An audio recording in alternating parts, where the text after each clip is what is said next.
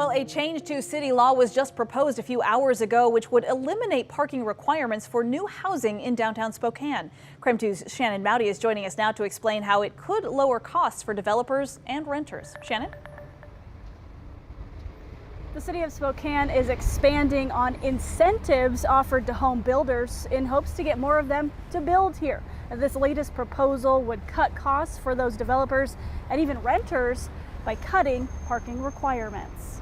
Backed by realtors, developers, and affordable housing advocates. So everybody here realizes the challenge ahead of us. Spokane City Council members Jonathan Bingle and Zach Sapone unveiled a new solution Monday to meet Spokane's steep housing needs. It's a one-year pilot program to waive the required parking minimums for residential housing for development within a half-mile of transit.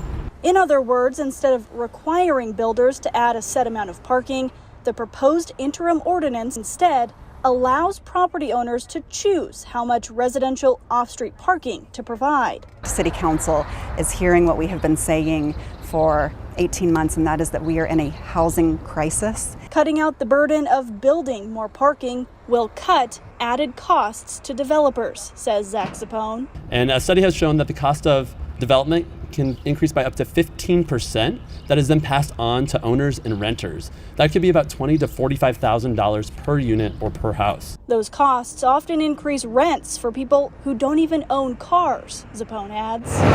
You likely won't see a lot of change in the first year of the test program. Darren Watkins with the Spokane Association of Realtors says state laws have already readapted to change parking requirements.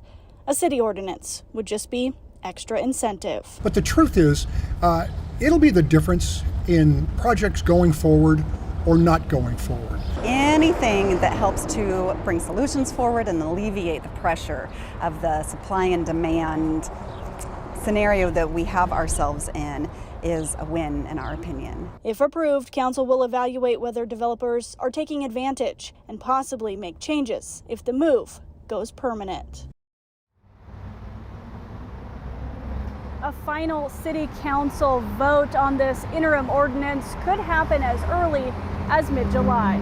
Shannon Mowdy, KREM 2 News.